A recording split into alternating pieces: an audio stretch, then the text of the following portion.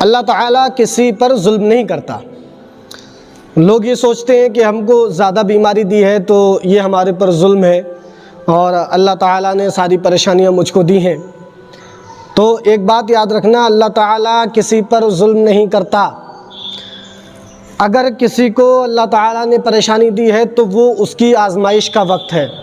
شاید آپ نے تاریخ کا مطالعہ نہیں کیا ہے، میں آپ کو تاریخ کا ایک چھوٹا سا چیپٹر سمجھا دیتا ہوں۔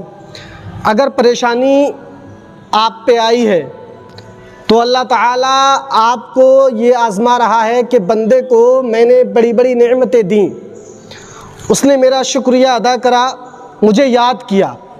اب گویا میں دیکھنا چاہتا ہوں اگر اس کو تھوڑی سی پریشانی دے دی جائے تو کیا یہ مجھے یاد کرے گا یا بھول جائے گا۔ اللہ نے ساری پریشانیاں مجھ کو دیں، کیا میں اللہ تیری عبادت نہیں کرتا؟ کیا میں تیری بندگی نہیں کرتا؟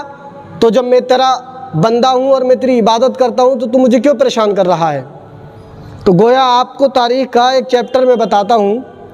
حضرت یعقوب علیہ السلام کو سب جانتے ہوں گے۔ حضرت یعقوب علیہ السلام اللہ کے نیک بندے، اللہ کے نیک نبی۔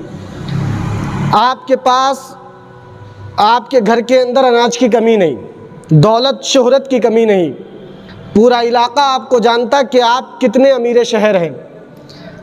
تو آپ اللہ رب العزت کی بڑی عبادت کرتے تھے، بندگی کرتے تھے، اللہ رب العزت کو دن و رات یاد کرتے تھے۔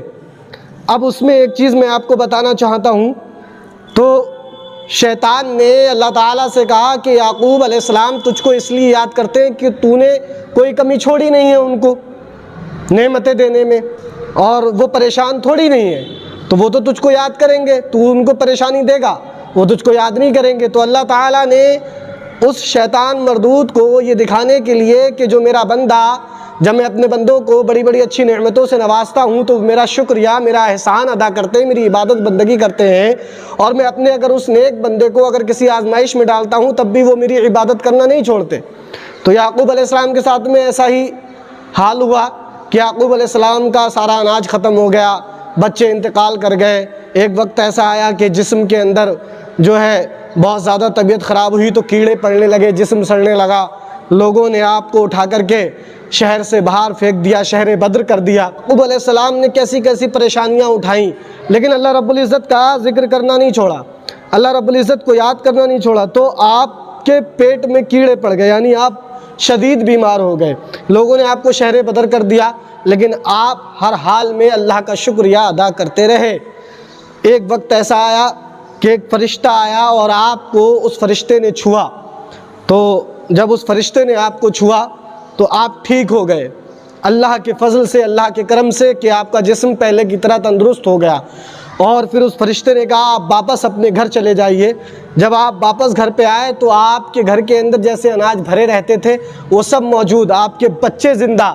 تو گویا اللہ رب العزت جو آزمائش دیتا ہے وہ کچھ وقت کے لیے ہوتی ہے، اپنے نیک بندوں کو وہ آزماتا ہے۔ تو گویا جب آپ کو کوئی پریشانی ہوا کرے تو یہ مت سمجھا کرو کہ اللہ رب العزت نے ہم پہ یہ ظلم کیا ہے، ہمیں یہ پریشانی دے کر کے پریشان کیا ہے۔ گویا اللہ رب العزت آپ کو آزمانا چاہتا ہے کہ آپ میرے کتنے قریبی بندے ہیں، آپ میرے کتنے چاہنے والے ہیں۔ تو گویا ہر حال میں اللہ کا شکریہ ادا کرتے رہیں جیسے یعقوب علیہ السلام نے کیا، اور اس کا بدلہ اللہ رب العزت بہت اچھا دیتا ہے۔